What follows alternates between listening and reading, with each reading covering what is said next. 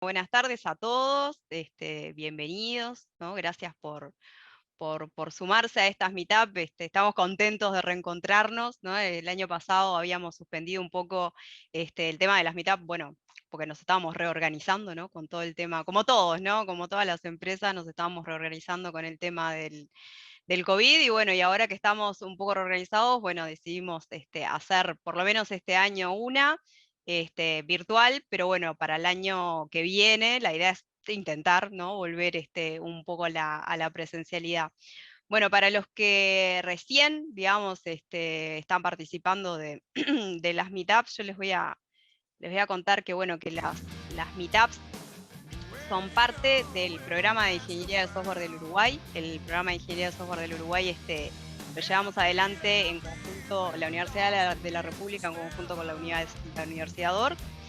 Y bueno, y las meetups son una parte importante del programa, que la idea es que no sean una charla más, ¿no? O sea, que no sean una charla expositiva, sino que sean un lugar, ¿no? De encuentro donde, bueno, tratemos algún tema o alguna cosa interesante, digamos, que esté en la industria, o que, bueno, que nos hayan llegado, digamos, alguna pregunta o algún interés, ¿no? Sobre charlar algún tema.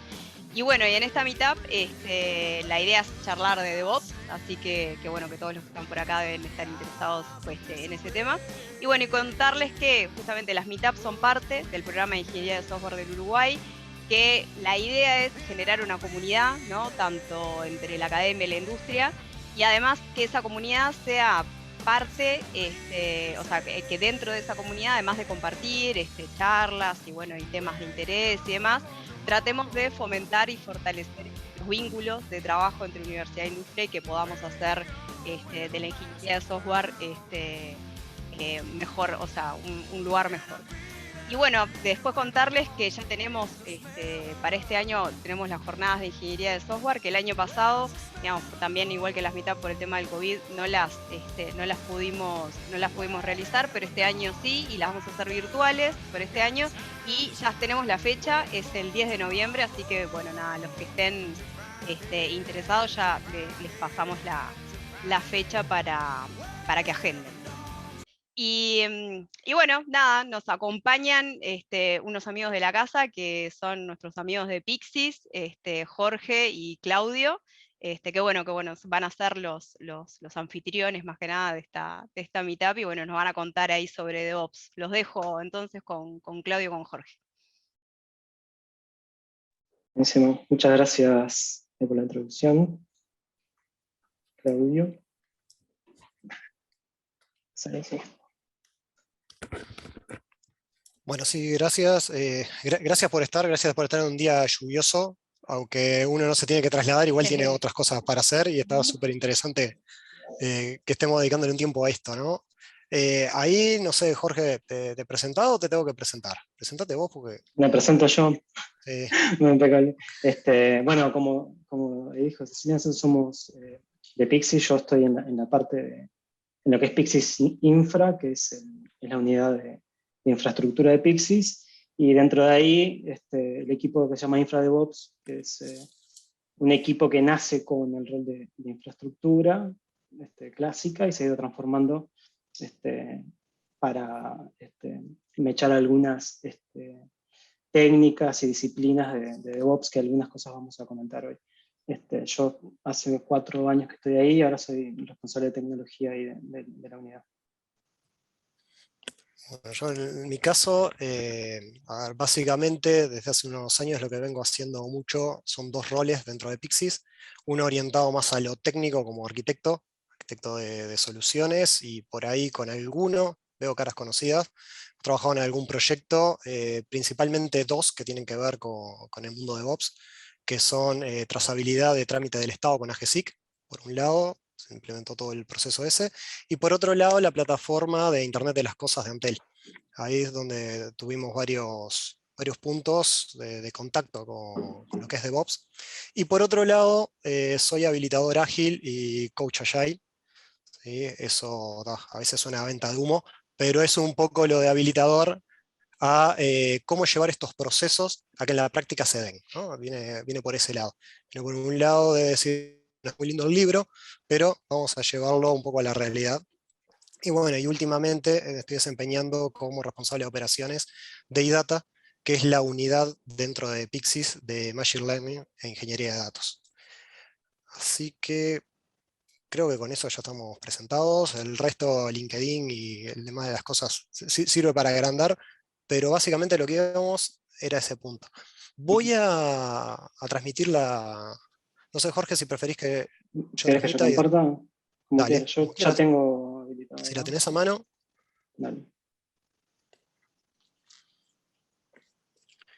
bien, porque Ahí acá estamos. decíamos DevOps del libro a la realidad, ¿no? Y esto es un poco lo paradójico para algunos, y nos basamos en que en realidad, y para ser sinceros, no existe libro de DevOps. ¿Sí? Si vamos a un framework como es Scrum, nosotros tenemos una guía de Scrum y un referente, Jeff Sutherland, por ejemplo. ¿Sí? Si vamos a XP, nos pasa lo mismo con Ken Beck, y un libro que no le encontré mejor nombre que Extreme Programming Explicado. O sea, no hay vuelta de ir a qué es, cómo se define, cuál es la intención, incluso tener un referente claro.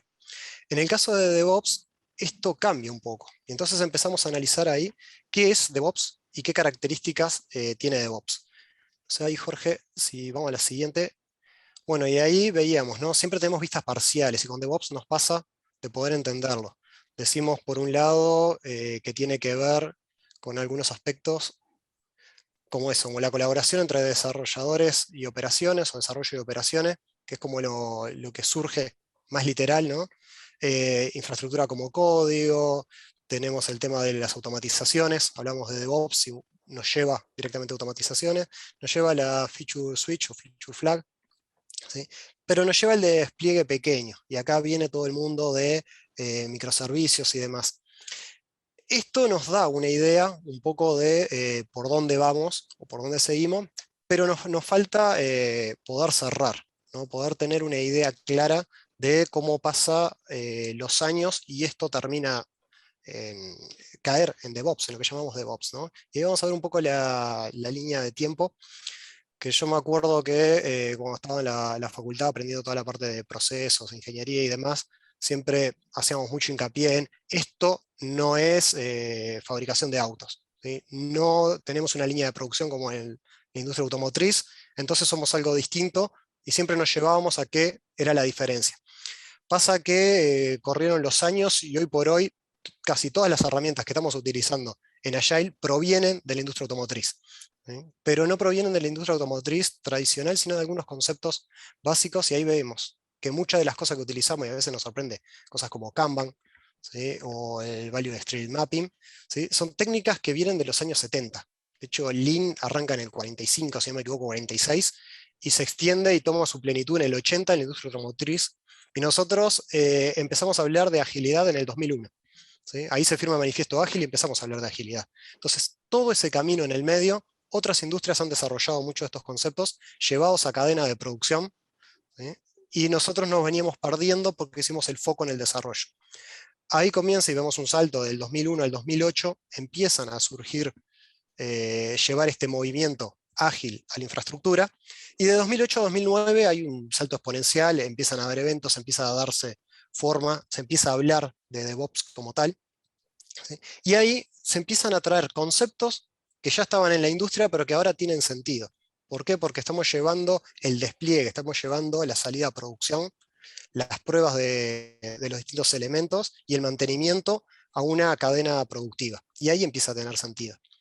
En el siguiente vamos a ver una definición, porque definiciones van a ver que hay muchas. Nosotros nos gustó esta, ¿no? Que habla de personas, procesos y productos, ¿sí? Y el fin último es agregar valor, ¿sí? Eh, Van a ver por ahí en muchos, los que vienen del mundo ITIL, tienen clarísimo el pasaje de procesos a prácticas, ¿sí? Y básicamente es el enfoque de DevOps. Van a encontrar otras definiciones que dice DevOps es un conjunto de prácticas. Bueno, lo que apunta es esto. Adjuntamos personas, procesos y productos, ¿sí? Para poder hacer una entrega de valor a nuestros usuarios finales. Acá un poco de por qué porque podríamos decir, entregamos valor siempre, lo teníamos claro, ¿por qué tuvimos que hacer el cambio?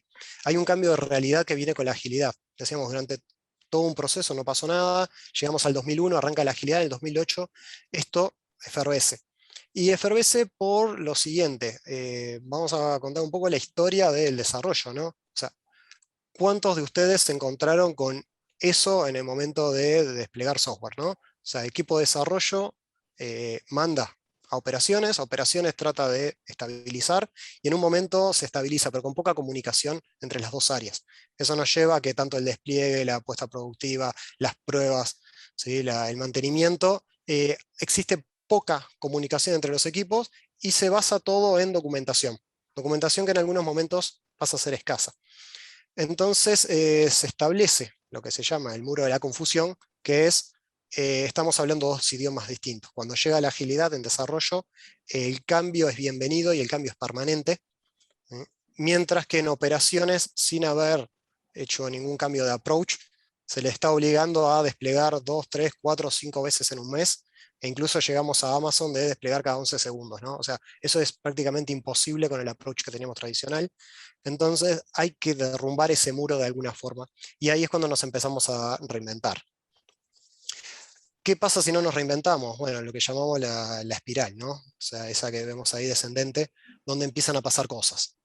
Van pasando el tiempo y bueno, empezamos a generar deuda técnica, empezamos a resolver con workarounds, ¿sí? Eso sigue profundizándose de a poco, y ya no solo tenemos esa deuda técnica, esos workarounds, sino que ya con el fin de cumplir los deadlines, empezamos a sacar cosas a producción, con atajos, como decíamos por ahí, ¿no?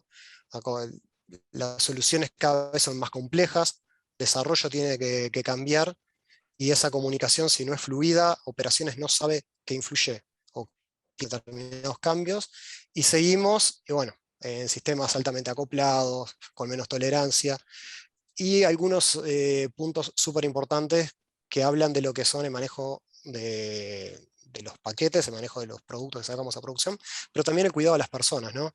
Hablamos de personas muy ocupadas, de trabajos y de ambientes de miedo a los cambios, ¿sí? La gente se pone defensiva, los equipos prefieren bloquear salidas por miedo a las cosas que puedan ocurrir.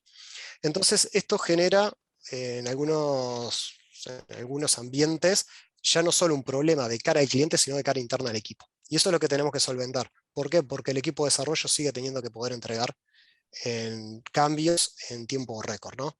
Porque el cliente los necesita. Ya no es un capricho del cliente, que el cliente los necesita. Entonces, bien, ¿qué cosas, ¿sí?, no son DevOps? O sea, ¿qué cosas evitamos de esto y cuáles son nuestros antipatrones? Elegimos estos tres porque son quizás los más representativos y los que todos nos hemos encontrado, ¿no? Los despliegues manuales, ¿sí? DevOps es ese conjunto de cosas que lo que evita son esos despliegues manuales. Y acá vienen los automatismos, pero acá también viene la gestión de configuración correcta, la documentación específica para hacer esos cambios y demás, que ya los vamos a ver ahí en el punto 3. Pero el cambio manual tiene mucho que ver con quién lo hace, ¿no? Ustedes imagínense que esto empieza a crecer de una forma grande, se nos van en cantidad de componentes, en cantidad de configuraciones, en cantidad de cambios. Ya hacer un rollback no es tan sencillo, entender cuál es la secuencia de despliegue tampoco, poder probar al final se empieza a hacer engorroso.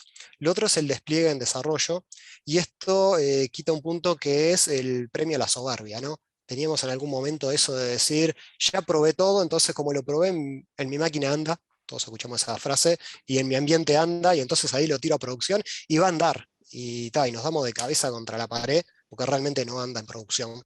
Entonces, bueno, una de las cosas que se trata de DevOps es de evitar ese patrón, ¿sí? De tratemos de sacar lo antes posible, ¿sí?, para poder probar lo antes posible. Y la gestión de configuración, que hay cosas muy lindas como la arquitectura de microservicios, ¿sí?, pero podemos hacer arquitectura de microservicios cuando tenemos una buena gestión de la configuración. Y si esa arquitectura de microservicios requiere que alguno de esos componentes se desplieguen muy seguido o tienen muchos cambios, toda la configuración se ve afectada. Y acá me acuerdo de varios casos, ¿sí?, donde ante la propuesta de llevar algo de DevOps, lo primero que nos decían, no, lo que pasa es que lo que falla es la arquitectura de microservicios. La arquitectura de microservicios no es buena para esto. En realidad lo que necesitamos acompañarlos de una buena gestión de la configuración. Y DevOps lo que plantea en muchos de los aspectos es automaticemos el 100% de eso, ¿sí? De forma tal que tanto el despliegue como un rollback, como un workaround que necesitemos hacer, ¿sí? Deje de ser un problema. Y los workarounds desaparecen y pasan a ser hotfix específicos, y el rollback es un proceso automático como cualquier otro. Pero bueno, el tema es aportar valor, ¿no? Decíamos. Entonces en la siguiente slide lo que vamos a ver es los resultados. O sea, esos son datos del 2020, de lo que se consigue promedialmente con DevOps. Básicamente no los voy a nombrar todos, pero nos damos cuenta que los beneficios son grandes, pero son objetivos, podemos medirlo, ¿sí? Lo que empieza a chocar un poco con los mitos de DevOps, que ahora vamos a hablar bastante de eso, pero en cuanto a los mitos, hay varios y ahí los podemos nombrar todos. Yo me quedaría con 2 en particular. No sé, Jorge, ahí si los querés presentar todos. Sí, por Porque favor. hay varios que medio ya lo fuimos hablando, ¿no? O sea, no reemplaza a Agile. De hecho, Agile es el promotor de que exista DevOps, ¿no? Eliminar operaciones, nadie busca eliminar operaciones, busca sinergia entre desarrollo y operaciones, ¿sí? La automatización, sí, no es DevOps solo automatizar. Automatizar ya lo hacíamos antes de que existiera DevOps. Ahora agregamos la componente de la interrelación entre las áreas. Pero hay dos que son puntuales y que hace un tiempo había hasta algún conflicto, ¿no? Decían, en mi empresa utilizo ITIL, entonces no puedo utilizar DevOps, porque DevOps es, y ahí podemos inventar todo lo que todo el mundo se haya imaginado que era DevOps, y siempre una excusa. A partir de ITIL 4, que es la última versión, se recomienda fuertemente el uso de DevOps, ¿sí? O sea, ITIL recomienda 2 cosas, Lean y DevOps. O sea que ya no hay duda. Antes decíamos, bueno, lo que pasa es que podemos interpretar que DevOps es la automatización de cambio de configuración. No, ahora el propio ITIL recomienda para muchos de estos procesos, para que esa comunicación exista y el proceso sea fluido, recomienda fuertemente ir con DevOps. Y lo otro es la típica, esto no es para mi empresa, ¿no? Y ahí lo habremos escuchado un montón de veces. Lo que tratamos de ver es si es o no es para la empresa, no es relevante, es si los problemas que yo tengo que resolverle a mi cliente necesitan utilizar DevOps, ¿sí? Y acá me paro en un punto interesante, muchas veces es un quiebre, y es decir, si yo tengo un sistema que no va a cambiar, ¿sí?, en el corto tiempo, que no tiene grandes modificaciones de requerimiento, que está súper estable, ¿y para qué quiero DevOps? O sea, para hacer un cambio lo hago en la tradicional. Ahora, si mi sistema requiere 6, 7, 8 cambios por mes, posiblemente automatizar eso para evitar errores va a ser un salto importante. Así que bueno, por ese lado, un poco la introducción histórica. No sé, Jorge. Bien. No, me había quedado pensando en algo, pero creo que lo dijiste. Yo creo que, ahora me acordé, un tema de esos puntos que lo solemos ver bastante cuando hacemos alguna especie de consultoría de procesos, o a veces los clientes vienen y dicen, quiero DevOps, que bueno, podemos hablar un poco de eso, sin saber exactamente lo que es. El área de operaciones siempre tiene resistencia, suele tener una resistencia fuerte a ese avance, justamente por el punto ese que decía que como que DevOps quiere eliminar el área de operaciones. Después más adelante vamos a hablar un poco de los equipos, si nos da el tiempo entrar un poco en las topologías, pero no es cierto eso. Hay empresas que sí lo que terminan haciendo es reconvertir el área de operaciones en área de soporte al desarrollo, tal vez, pero la potencia mucho en conocimiento y en capacidad tecnológica. Creo que viene un poco por ahí la mano. Yo como para terminar un poco con la parte de definiciones o de lo que es del libro, hay como una definición, que a mí me gusta hacer una definición lírica o más poética de lo que es DevOps, y viene de la mano de un libro que hay bastante conocido que se llama, después les dejo la referencia, pero es The Phoenix Project, que es como un libro que resume la metodología o la filosofía de DevOps. y habla de estas cosas que llaman las tres formas, que en inglés son the three ways, como si fuera una cosa un poco más de artes marciales o algo así. Pero las tres formas lo que hacen es explicar a alto nivel la metodología y a la vez enfocar las prácticas que uno puede hacer en cada una de ellas. Entonces, la primera es lo que se llama el principio del flow o del flujo, ¿no? Y eso tiene que ver, tiene una relación bastante fuerte con lo que era Lean, el Lean Manufacturing, que era la primera versión de Lean sobre procesos industriales, que era favorecer el flujo de producto, ¿no? De inicio a fin, desde que empiezo a fabricar el producto hasta que me llega el cliente. En DevOps nosotros lo vemos como el flujo de trabajo, que uno lo puede ver como el work item, o el ticket, o el issue, o lo que fuera, un bug, o lo que sea. Esa unidad de trabajo va fluyendo de desarrollo de operaciones, ¿no? El objetivo en esta fase, en este principio, suele estar enfocado a eso, lo que mencioné ahí, ¿no? Que el tiempo de despliegue sea de lo mínimo posible, o sea, desde que me llega el requerimiento hasta que yo se lo entrego al cliente, mejorar la calidad en todo el proceso, incrementar el ancho de banda, hacerlo más rápido, poder procesar más trabajo en menor tiempo, y también favorecer la experimentación, que eso es un concepto bastante importante, y de hecho ahora lo vemos porque es una de las otras formas. Y bueno, ahí hay algunas formas de cómo lograrlo. En general, esas cuestiones que se mencionan ahí son las prácticas concretas de la metodología. Hacer visible el trabajo, o sea, eso es tener un Kanban o alguna visualización del flujo de trabajo, integrar la calidad al principio del proceso y no hacia el final, o sea, integración continua, testing automático, escaneos de seguridad, todo lo más cercano al proceso de desarrollo. O sea, ahí hay una gran familia de prácticas, tal vez las más conocidas son todas las que tienen que ver con la integración continua, los pipelines, el despliegue automatizado, etc. La segunda práctica es la que se llama la del feedback, ¿tá? Y lo que busca es que lo que pasa en producción o lo que tienen mis clientes, lo que ellos ven, todas esas actividades me den feedback rápido al negocio o al equipo de desarrollo. Entonces, en esta práctica, la mayoría de las disciplinas o tecnologías son relacionadas al monitoreo, ¿no? Yo tengo que poder tener capacidad de telemetría en producción, de feedback de los usuarios rápido, ¿no? Y yo poder tomar ese feedback también rápidamente en mis procesos, ¿no? También está lo que es recuperarme rápidamente ante errores, sistemas resilientes, algunas decisiones de arquitectura que se ven influenciadas por los feedback que vienen del otro lado.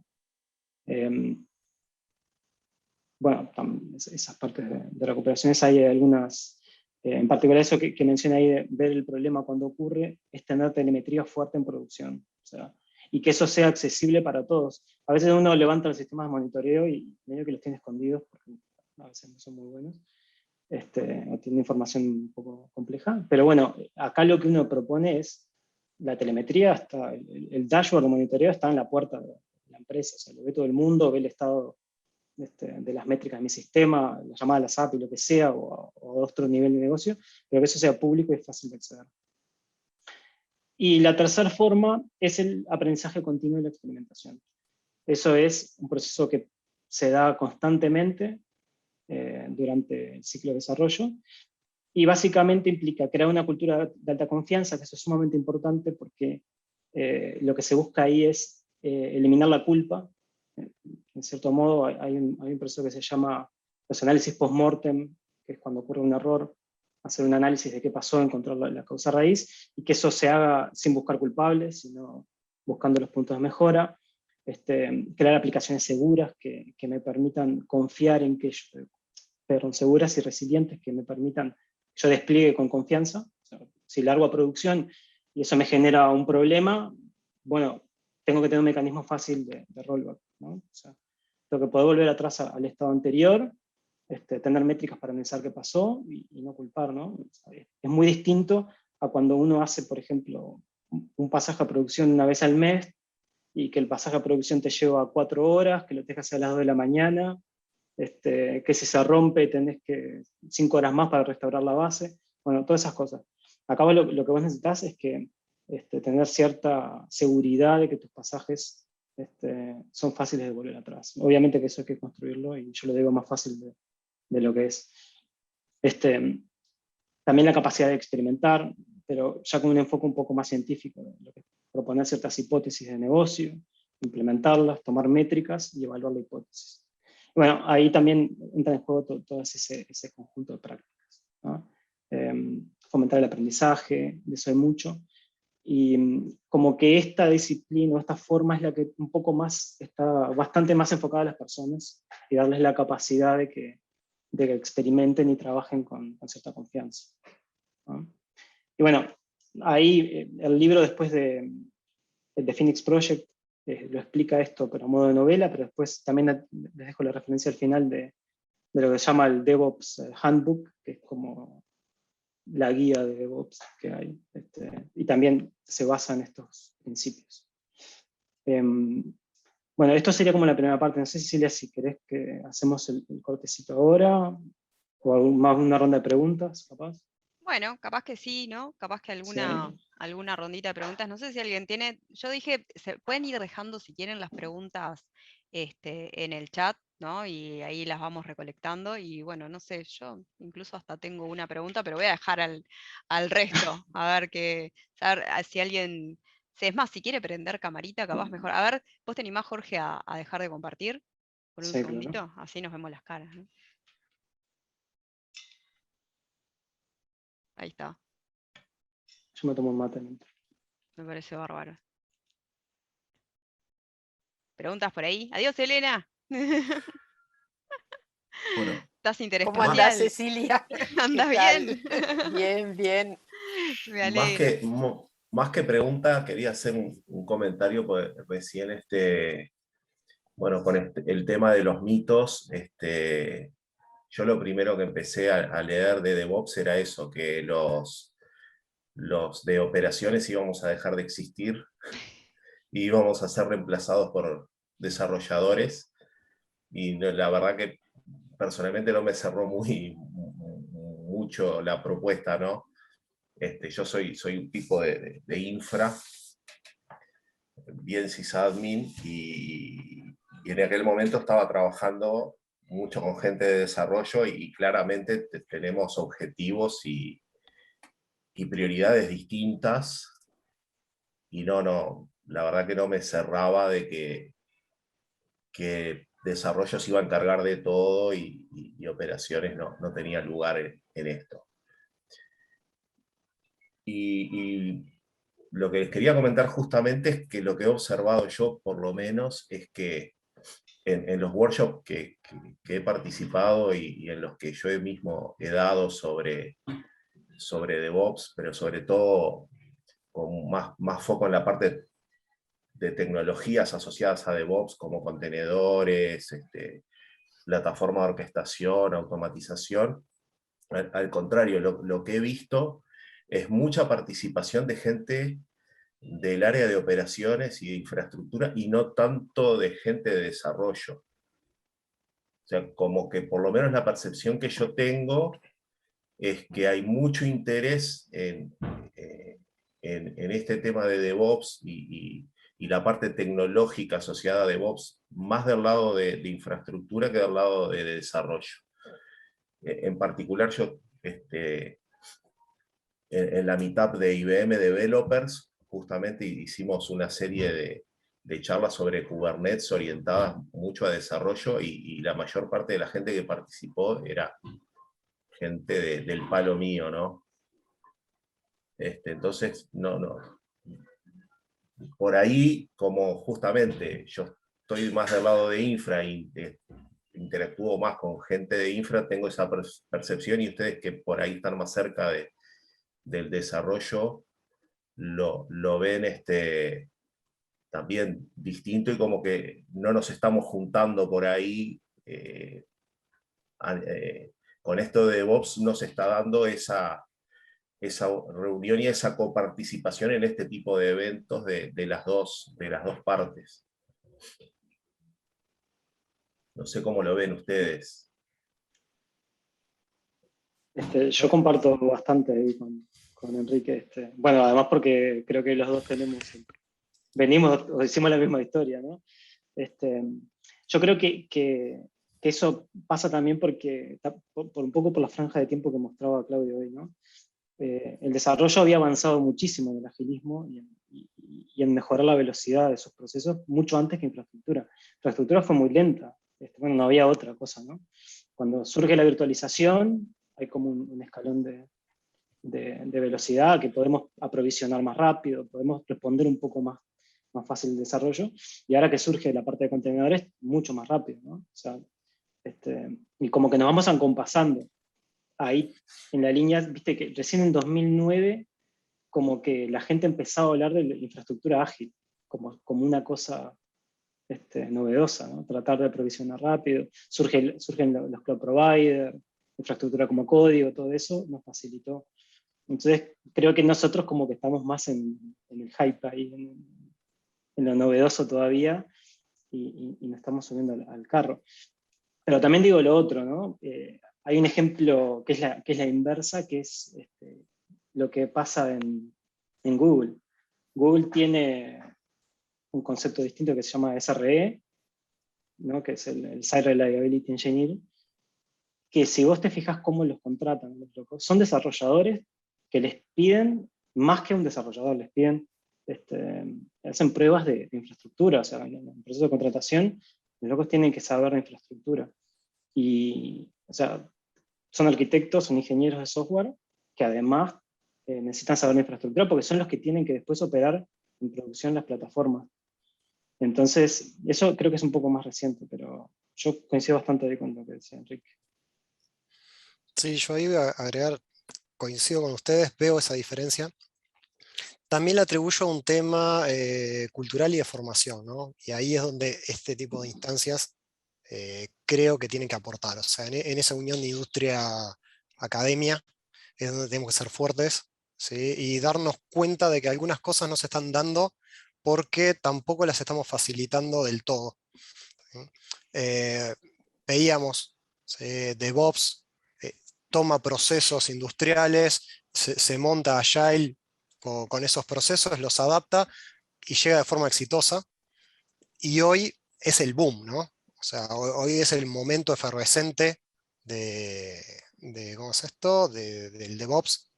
Sin embargo, Agile ya cayó en una pendiente donde pasó de ser la industria, el estándar, a mantenerse como una forma que a nosotros es habitual desarrollar de esa forma, ¿sí? Y entonces no ponemos hincapié en qué necesitamos y qué tenemos que agregar. Y pasan cosas, y creo que los que venimos del palo de desarrollo nos ha pasado un montón. Antiguamente desarrollábamos en mi máquina, armo, lo pruebo local, funciona, y cuando voy a la industria termino haciendo lo mismo, ¿no? Armo, lo pruebo en mi máquina, por eso el chiste eterno de mi máquina anda, te lo tiro, y vos de operaciones, fíjate de cómo lo levantás allá en ese monstruo que yo ni siquiera quiero saber cómo opera, que debe ser algo parecido a como es mi máquina, pero más grande. Y ese es el concepto que nos queda, ¿no? O sea, no tenemos experiencia real de decir, una cosa es un ambiente de desarrollo mínimo y otra es un equipo productivo. Entonces, ¿qué pasa? Cuando empezamos a incorporar este tipo de herramientas, hoy para un desarrollador es muy común generar una aplicación o cualquier solución en un contenedor. Ya estamos habituados a hacerlo. Entonces perdemos de relación de que eso en producción performa de otra forma. Eso en producción tiene otros cambios, ¿sí? La cabeza en la que vamos desarrollando, el workaround, ¿sí? Es la forma en la que normalmente aprendemos y desarrollamos. Entonces, cuando llegamos a producción es muy fácil. Le hago un ajuste y te lo tiro de vuelta, subilo. Y desde el vamos no estamos pensando en cómo eso va a impactar adelante. Las experiencias que hemos tenido muy buenas con DevOps, ¿sí? Han sido cuando el equipo participa todo y por lo general está coalocado, ¿sí? Nosotros, las veces que nos ha funcionado, y tengo algunos casos de éxito donde realmente uno siente que el equipo está llegando a eso, ¿no? A esa performance que uno espera, es cuando te das vuelta y decís, vos tengo que subir esto. Y ya cuando tengo que armar el contenedor, se lo pido a un operador que me dé una mano. Y no voy, googleo y levanto como a mí me parece que se levanta un contenedor. ¿Por qué? Porque ese contenedor posiblemente tenga un montón de falencias que no va a ser mantenible a futuro. Y con eso podemos nombrar un montón de ejemplos. Es típico hoy que hablamos de plataformas as a service, ¿ah? De levantarme mi propio OKD adentro de mi máquina. Me levanto un OpenShift en mi máquina para simular cómo va a ser el ambiente en producción. Eso no performa, no escala. Entonces, ¿por qué no levantamos un ambiente? Y esa es la propuesta muchas veces, ¿no? Bueno, vamos, levantamos un ambiente, lo armamos en conjunto, de hecho, arranca operaciones antes que desarrollo, y después que vemos cuáles son las necesidades y nos sentamos un rato a dialogar, vamos viendo cómo le tiramos algo ahí arriba, y lo vamos construyendo. Ahí creo que es donde realmente se juntan. Pero siempre que sigamos pensando que son dos áreas separadas, yo hago y vos lo ponés en producción, no estamos haciendo DevOps. Si yo, permitime, Claudio, ¿cómo andás? ¿Cómo estás? Quería comentar que un poco por la experiencia que hemos tenido, nos damos cuenta que muchas veces, desde la concepción de las soluciones o de los productos, nos está pasando que cuesta esa vista y esa integración, que va más allá de solo decir, bueno, lo despliego en un ambiente productivo, tengo el operador al lado, sino que también es importante, y esas son de las cosas que hemos venido detectando, la visión de la operación desde el diseño de las soluciones, y que muchas veces eso también está costando y no siempre está tan claro cuando definimos las soluciones, o sea que no arranca solo con la parte del proyecto ya productivo, sino que creo que todo el tema debería arrancar antes, cuando empezamos a definir cómo va a ser la solución, cómo la voy a operar, y muchas veces en la práctica esas cosas no se piensan desde el inicio. Totalmente Quería de nada acuerdo. más poner Bueno, esa semillita. Elena, lo hemos sufrido juntos, ¿no? Ahí hablando de Exacto, proyectos. exacto. Y cuando nos dedicamos a hacer la migración, que siempre digo, es uno de esos orgullos que uno se lleva, de decir, oh, fueron los primeros en Uruguay, los primeros en Latinoamérica en hacer determinada cosa, y esos son los achievements que uno se lleva, ¿no? Pero decir, ¿cómo surgió esos proyectos? Y esos proyectos surgieron así, tenemos que llevar esto allá, y nos sentábamos todos alrededor de una mesa y arrancábamos a hacerlo, ¿no? Y sí, tenía el overhead y tenía el entusiasmo de que era nuevo, y eso es cierto, también hay que moderarlo, porque el entusiasmo de que las cosas son nuevas lleva a que uno le pone una energía distinta a cuando pasa a ser un ambiente productivo típico y ya tenés la solución y la tenés que montar en un ambiente. Pero tener esos tiempos, o sea, creo que el éxito de las empresas es cuando permiten hacer eso. Así que bueno, está así. A priori me puede parecer innecesario traer al equipo de testing desde el primer día, al equipo de operaciones desde el primer día, al equipo de seguridad, pero cuando empezamos a construir la solución desde el vamos, evidentemente tiene otro resultado y otro gusto distinto al que, bueno, esto es lo que tenemos andando y vemos cómo arriba de eso tratamos de aplicar prácticas.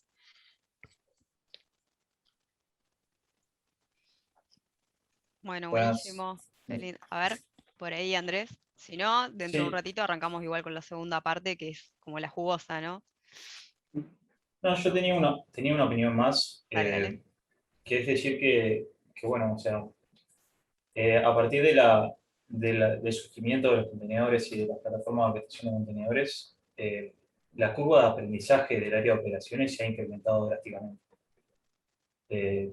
Entonces, yo creo que también para poder tener un DevOps efectivo y tener que haya más desarrolladores que puedan entender lo que está pasando cuando se desplieguen las operaciones y trabajen en conjunto, yo creo que es muy importante todas las automatizaciones y herramientas nuevas que se están surgiendo alrededor de eso.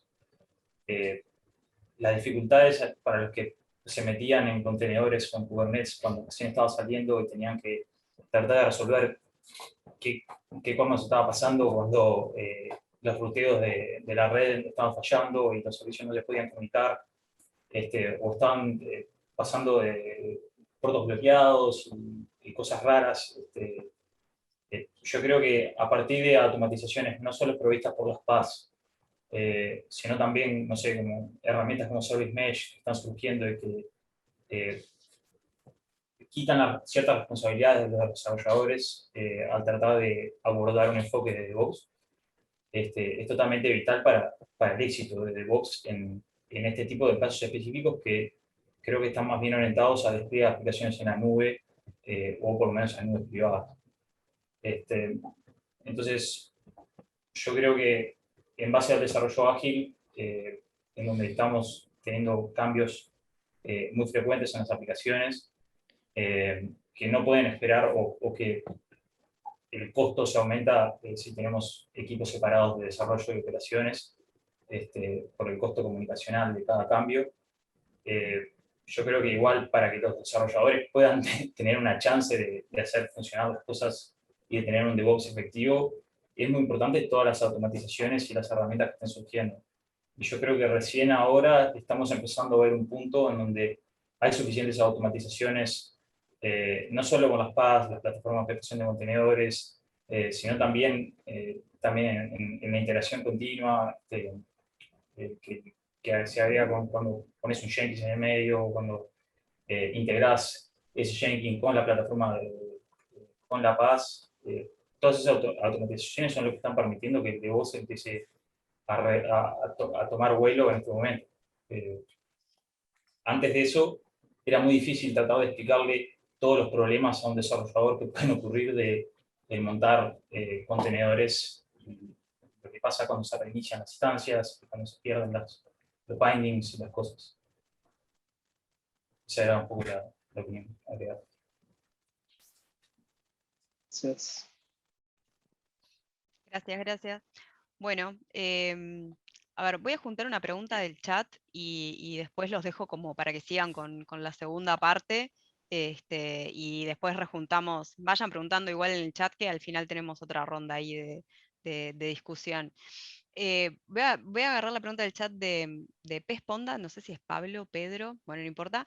Y dice, ¿cómo ven el papel de QA cuando se esperan despliegues rápidos y robustos? ¿Quién toma el rol de testing automatizado? Y yo me quedé pensando ahí cuando presentaron ahí en la presentación los anti-patterns, y para mí un anti-pattern es testing manual, ¿no? Es como medio un anti-pattern de DevOps, lo agregaría, ¿no? Y bueno, nada, no sé, ahí engancho ahí con la pregunta de cómo ven el papel de QA. Ahí no sé, Jorge, si... Bueno, yo comento algo, a ver, que yo lo vi la pregunta, estaba pensando. Es fundamental, ¿no? Es tal cual lo que dice Silvia, es como un antipatrón el no tener el testing integrado. Eso, como se suele ver, o por lo menos lo que uno intenta hacer en los procesos, y después lo vemos con un cuadro de madurez, es que todo lo que sea testing automatizado tiene que ser parte de la integración continua. Y ahí puede aparecer en distintas fases, ¿no? Un test unitario probablemente es algo que yo puedo ejecutar con cada check-in de código, porque todo depende un poco de la velocidad, pero eso es el tiempo que me lleve, pero lo puedo hacer frecuentemente. Pero después, en distintas etapas de ese pipeline, yo puedo ir agregando otro tipo de testing. Yo que sé, un test de smoke, o un test de performance, un test de estrés, algún test de integración, todo dependiendo un poco del costo que me lleva a mí ejecutar esas pruebas, ¿no? Porque acordate que lo ideal de esos pipelines es que sean rápidos, o sea, que yo pueda construir rápido y dar feedback rápido a los equipos, ¿no? O sea, si mi compilación, bueno, la compilación supuestamente sale bien, pero tengo test que salen mal, yo no puedo tener esa información 2 días después, o un día después. Yo tengo que, lo más rápido que pueda, traer la información de los test fallidos, o del estado de performance de la aplicación, rápido a los desarrolladores y que puedan tomar acción, o en la infraestructura también, ¿no? Y yo creo que en muchos casos, seguro en los test unitarios, probablemente en los test de integración, el equipo de QA tiene que ser como el que corta la línea de producción, ¿no? Si cuando falla esos test, estoy hablando del ideal, ¿no? Después, como siempre, hay excepciones, pero es el que baja, el que apaga la llave de la línea de producción. Fallan los test, hay que solucionarlo para que la línea siga produciendo.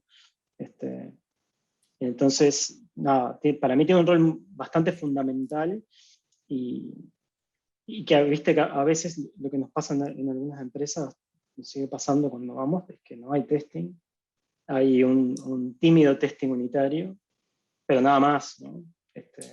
La performance se ve en producción, el estrés se ve en producción, no hay smoke test para ver si tu infraestructura está respondiendo bien.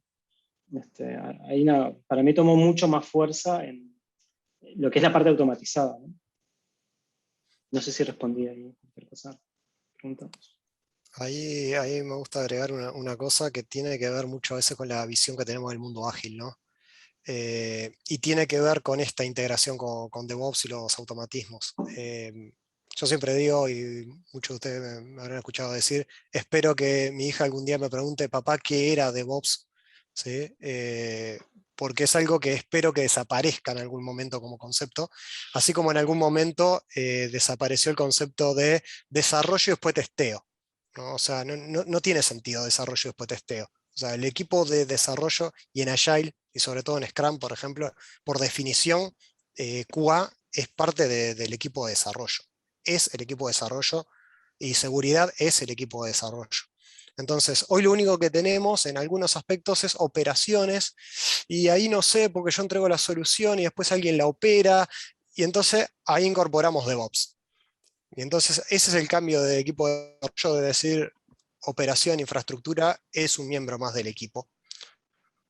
Y es una profundización de eso que habíamos iniciado. Entonces con eso yo creo que nos va a cambiar. Nos cambia paradigma, ¿sí? Pero no es algo distinto. Entonces, QA, ¿dónde está? Y es el equipo de desarrollo. Y es el equipo de desarrollo cuando construye, es el equipo de desarrollo cuando prueba, y es el equipo de desarrollo que después está para monitorear, para ayudar a operaciones a monitorear y poder hacer las validaciones que sean necesarias. Entonces, ahí sí el equipo de desarrollo juega en toda la cancha y el equipo de operaciones juega en toda la cancha. Y ahí tenemos un DevOps como tal. Bueno, siga nomás con la segunda parte ahí. No sé si Jorge Bien. es el que quiera. Sí, Y el resto, Bueno. deje las preguntas en el chat que las retomamos. Bueno, esta primera parte fue un poco la definición y ponernos en sintonía. Creo que las preguntas estuvieron bastante buenas. En lo que sigue, la idea era compartir un poco, bueno, cómo empezamos, ¿no? O sea, yo quiero DevOps, por ejemplo, que es la frase de marketing, ¿no? Pero un poquito más jugoso capaz, ¿no? Saliendo un poco de la parte marketingera. Bueno, una de las cuestiones que mencionaba Claudio en la historia es que, bueno, el movimiento DevOps como que toma mucha inspiración en lo que era Lean, ¿no? Y más recientemente en lo que era el sistema de producción Toyota, que es donde sale Lean Manufacturing y muchas de las teorías que hay ahora sobre el formato del framework de Lean, ¿no? Hay cosas importantes y que siempre se van a tratar de hacer en DevOps, es eso, minimizar los desperdicios. En producción es fácil de ver el desperdicio, pero, ¿no? Por ejemplo, entregas tardías o partes de máquina que me sobran, se rompen, o tiempo. Para nosotros en TI el desperdicio puede ser generar bugs o generar productos que no tienen valor, cosas de ese estilo. No vamos a entrar en eso ahora, solo para hacer la comparativa. Pero queremos minimizar los desperdicios y maximizar la creación de valor. Y bueno, Lean define esos 5 principios. Nosotros nos vamos a enfocar en particular en uno, pero fíjense cómo está bastante alineado con lo que hablábamos, ¿no? Generar valor, lo hablamos en la definición, el valor tiene que estar dado desde el punto de vista del cliente y no lo que yo pienso, ¿tá? Para que tenga valores, porque el cliente, bueno, va a pagar por ese producto o pagar por ese servicio. Tiene que ser algo que le reditúe algún beneficio. Identificar la cadena de valor, que va a ser el problema que vamos a ver ahora. Crear flujo, era lo que decíamos en una de las formas, la forma del flow. Responder al pool del cliente, o sea, los requerimientos que cuando el cliente lo necesita, poder generarle producto. Y perseguir la perfección, eso es la mejora continua, el aprendizaje, la experimentación. Eso, en el sistema de producción Toyota se llama el Kaizen, que también es como bastante poético porque es un estado de ánimo que constantemente busca la mejora de los procesos, la perfección, ¿no? Y bueno, eso se traduce en experimentación y aprendizaje continuo. Nosotros lo que vamos a ver ahora, vamos a comentar un poco por arriba, es cómo identificamos esa cadena de valor que nos interesa. Y para eso hay una técnica que tal vez la conozcan, que es el flujo de valor o el value stream, ¿no? Más que en la técnica propiamente se llama value stream mapping, ¿no? El flujo de valor, básicamente, en una línea de producción normal, sería todas esas actividades, esa secuencia de actividades que me permiten desarrollar el producto y entregarlo al cliente, ¿no? Y en ese flujo entran muchas cosas, la información y también los materiales que yo uso en el proceso. Es de alguna forma una visualización del proceso de construcción. En TI uno lo puede formalizar como el proceso que se sigue para, dada una hipótesis del negocio. Decimos hipótesis porque en ambientes un poco más competitivos, uno tal vez con un análisis de mercado intuye que el usuario quiere tal cosa, o que cierto producto va a tener valor para el cliente. Entonces, a veces uno modifica su sistema también buscando generar cierto valor o cierta rentabilidad, pero no lo tiene con certeza. En eso entra en juego la experimentación, ¿no? Pero bueno, nosotros tenemos esa hipótesis de negocio, algo que queremos construir, que pensamos que le va a dar valor al cliente, y nosotros tenemos que mapear ahí, bueno, todo el proceso que lleva desde esa hipótesis a un servicio tecnológico, un producto tecnológico que le entrega el valor al cliente. ¿No? Para nosotros eso es el flujo de valor. Y dentro de una empresa en realidad pueden haber muchos flujos de valor. Uno a veces, como para bajarlo un poco a tierra, cuando hacemos una consultoría, un flujo de valor para una aplicación específica o para un sistema específico, ¿no? Puede ser, yo qué sé, una empresa que genera préstamos al consumo, puede tener un flujo de valor para el sistema que otorga préstamos, que evalúa, ¿no?, los pedidos y otorga préstamos. Y ahí puedes tener una parte web, una parte de mobile, una aplicación de escritorio para back office, una cantidad de cosas. Pero el flujo de valor es ese, ¿no? Es el sistema que otorga préstamos. Entonces, cosas importantes para medir en ese flujo es, bueno, la performance y el rendimiento que tiene. Y ahí entran algunas métricas interesantes. Un valor que se suele ver mucho es el lead time, ¿tá? Y el lead time es básicamente desde que me llega el work item, y acá uno lo puede bajar a tierra pensándolo como un ticket, o un issue que me llega. Puede ser un requerimiento de negocio, cualquier cosa, depende del nivel de abstracción que se maneje. Llega eso a mi cola de tareas, y ese tiempo termina cuando el trabajo se termina. Y ahí es donde capaz que hay un poco de diferencia que mencionaba Claudio. En Agile, terminar el trabajo implica que yo tengo que ese requerimiento está done, está listo para desplegar en producción.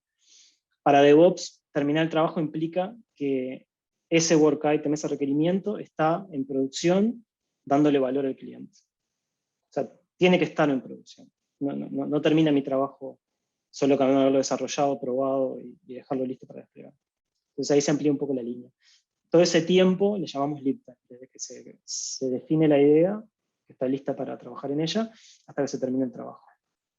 Y entre medio tenemos lo que se llama el tiempo de procesamiento. El tiempo de procesamiento es donde yo efectivamente empiezo a trabajar en ese requerimiento y cuando termino, ¿no? Entonces, ahí se fijan, hay un porcentaje de performance, o se le llama, o de rendimiento, que es el tiempo de procesamiento sobre el lead time, ¿tá?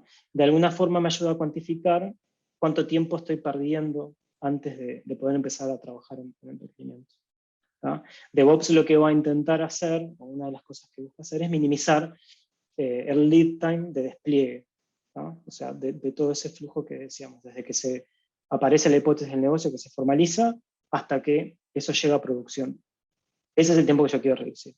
Por supuesto que la primera franja, digamos, se va a reducir, la primera mitad desde el work item hasta que comience el trabajo, acelerando procesos que me tranquen en colas de espera. Y después el trabajo, bueno, con algunas otras metodologías como integración continua, llevar la calidad hacia la izquierda, o sea, más cerca de los procesos de desarrollo, y otra cantidad de cosas. Y otra medida interesante es el porcentaje de retrabajo. Ese es un poco más difícil de medir porque puede ser un poco subjetivo, porque ahí hablamos del trabajo que completé y el trabajo que fue correcto, ¿tá? Para medir el trabajo correcto, una opción que se usa es, acuérdense que esto es como una línea de producción, entonces yo tengo una estación de trabajo, tengo la siguiente estación de trabajo, y así sucesivamente. El porcentaje, el trabajo correcto se puede definir como cuando la siguiente estación de trabajo, la mía, recibe una tarea que está lista para ejecutar, que yo no tengo que hacerle nada. Está lista para que yo pueda trabajar en ella, ¿tá? Cuando yo recibo un trabajo en el que puedo empezar a trabajar inmediatamente sin tener que hacer ninguna modificación, entonces eso es trabajo correcto para mí. Entonces yo puedo irlo midiendo en distintas fases. Entonces, con esas medidas en mente, uno después empieza a trabajar en un ejercicio del Value Stream Mapping. El ejercicio de Value Stream Mapping es bastante interesante porque cuando nosotros lo hacemos, es como un poco, puede ser un poco agresivo, porque uno lo que intenta hacer es juntar a todos los stakeholders del proceso. O sea, va a haber alguien de desarrollo, alguien probablemente de QA, alguien de operaciones, de infraestructura, que son los que nunca quieren ir. Va a haber un product owner, bueno, distintos roles, pero sí tienen que estar presentes todos los roles que intervienen en el flujo. Entonces, en el ejercicio lo que se intenta hacer es justamente armar algo como el mapeo del flujo, ¿no? El mapeo del flujo lo que intenta hacer es definir esas cajitas que son todas las fases por las que paso, todas las estaciones de trabajo. Lo que pasa increíblemente es que por más que el proceso esté documentado y que como que todos están de acuerdo en él, siempre hay contradicciones en cómo uno ve el proceso y cómo lo ve el otro, y cómo lo ven distintas estaciones, ¿no? Bueno, entonces a veces suele ser un poco caótica, ¿no? Y bueno, surgen algunos reclamos de una estación a la otra. Pero bueno, el ejercicio lo que busca es también eso y lograr un acuerdo de cómo todos ven el proceso. Luego que ven el proceso como está, hay que enfocarse en bueno, qué cosas puedo mejorar, ¿tá? Y si se fijan ahí, a ver si esto no funciona. Si se fijan en esta escalerita de abajo, yo lo que estoy midiendo acá, o lo que muestra el diagrama, es el tiempo que demoro para ingresar a esta estación de trabajo. O sea, desde que el requerimiento está planteado y formalizado, yo demoro, bueno, es un ejemplo por supuesto, pero demoro como 3 días en que eso entre a un estado de planificación, ¿no? Que puede ser el product owner que tiene que priorizar, etc. Después que eso entra en la estación, en media hora eso está priorizado y listo y planificado. Puede ser un poco iluso este ejemplo. Después pasa un día para que llegue a la próxima estación de trabajo, y fíjense acá que hay 2 medidas. Está lo que se llama el cycle time, que es el tiempo que efectivamente estoy trabajando, y el otro es el setup time, ¿tá? El setup time es todo lo previo que yo necesito para poder empezar a trabajar. Imagínense, por ejemplo, yo que sé, que el equipo de QA para hacer un test funcional o un test manual tiene que generar un ambiente nuevo. Tiene que pedirle a operaciones que le genere un ambiente para probar la aplicación, porque no pueden probar en otro ambiente. Bueno, todo ese tiempo es tiempo de setup, ¿no? Es tiempo que en general es un desperdicio, se considera probablemente un desperdicio, a menos que haya un requerimiento más fuerte. Bueno, entonces, las líneas de abajo son tiempo real de trabajo, cycle time, las líneas altas son tiempo probablemente ocioso o que yo estoy esperando por alguien. Un ejemplo súper clásico que se ven en las empresas es más que nada en la parte final esta, y por eso le hice, acá en el ejemplo está tan dilatado. Supongo que todos escucharon del comité de aprobación de cambios, el CAB, BOAD o algo así. El comité de cambios en general es, yo tengo una cantidad de features para desplegar, una cantidad de work items completados, y el comité se junta todos los jueves de cada semana para aprobar los cambios, ¿no? Y se supone que revisan los cambios, lo que implica, qué cosas impacta, y aprueban o no los cambios que hay que hacer. Fíjense que ahí lo que pasa, ¿no? Porque si yo termino un requerimiento, es la clásica, ¿no? Termino un requerimiento el viernes y digo que esté listo para desplegar, tengo que esperar hasta el próximo jueves para que el comité lo apruebe y me diga si lo puedo liberar o no. Seguramente hay ambientes o industrias o realidades donde eso es sumamente necesario, pero en muchos más casos suele ser un desperdicio altísimo en el proceso. O sea, yo demoro una semana más solo para poder llevar mi código a producción y entregarle valor al cliente. Hay una anécdota ahí me acuerdo de un speaker que vi que era de Lenovo, que decía, cuando aparecían esas cosas del comité de aprobación, les preguntaba, bueno, ¿y cuántas veces rechazó una liberación del comité? Y como que siempre le contestan que nunca, o una vez o 2 veces. ¿Qué pasa? El comité suele estar demasiado lejos de la realidad del desarrollo, del equipo, ¿no? de donde se generó ese trabajo. Entonces, solo pueden aprobar o denegar con una visión bastante lejana. ¿tá? DevOps, una de las cosas que habla metodológicamente es que el propio equipo que desarrolla sea el responsable, sea el owner de ese trabajo. Entonces son ellos los que pueden decidir o no cuándo liberarlo a producción. Por supuesto que para que eso funcione, de nuevo estoy yendo al nirvana, pero para que eso funcione yo tengo que tener una red de seguridad en mis procesos para que si algo sale mal yo pueda volver a trabajar. No tengo que cortarle a nadie las manos. El flujo, el value stream mapping es toda una disciplina, los procesos son muy interesantes, uno después trabaja sobre este diagrama para mejorar los tiempos, hacer cambios al proceso y experimentar con él. ¿no? En general uno haces un cambio, pasa un sprint y vas viendo si alguna métrica te cambió, si bajó el lead time, o si subió, o qué pasó, o si había algún paso en el proceso que en realidad parecía necesario, pero al final lo era. Entonces, esto es una cuestión bastante experimental. Pero lo importante es tener un lugar de donde salir. Y ese lugar de donde salir también importa a la hora de que yo seleccione. Porque cuando uno, a veces hay empresas que dicen, bueno, quiero DevOps, está bien, es el mercado y es lo que es. Quiero hacer algo con DevOps porque está de moda y yo tengo algunos problemas. Tengo problemas en procesos y eso.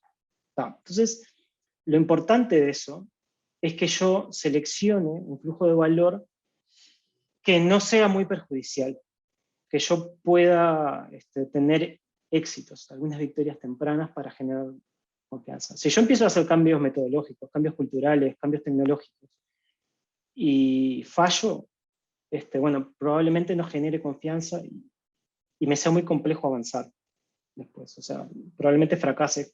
Como todo, DevOps es más que un cambio tecnológico, es un cambio cultural.